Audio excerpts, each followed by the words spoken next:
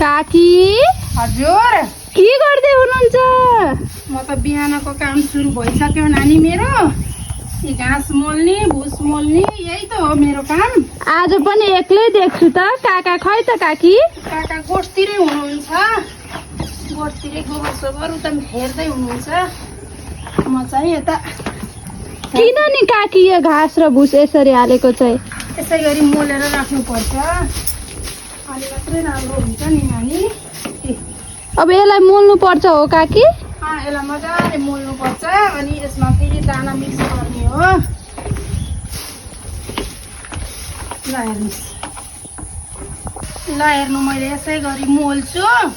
घाँस र भुस चाहिँ यसै गरी अघि राखेको यसरी मिक्स गर्नुपर्छ मजाले। यसै गरी मिक्स गरेपछि अब यो रेडी भइसक्यो। ल हेर्नु,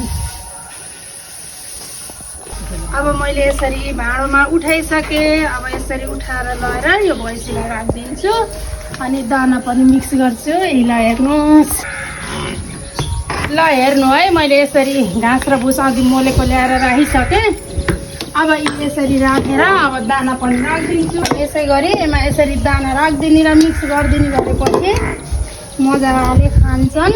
ल हेर्नुहोस्, यसरी यसमा दाना घाँस यसरी खुवाउने, यसरी सुक्खा खुवायो भने राम्रो हुन्छ। अनि यता पानी खोलिदिएपछि आफ्ना मर्जीले दाना खाइसकेपछि पानी खान्छन्। त्यही भएर पानी छुट्टै दाना यसरी घाँसमा मिलाएर छुट्टै खुवायो भने राम्रो हुन्छ।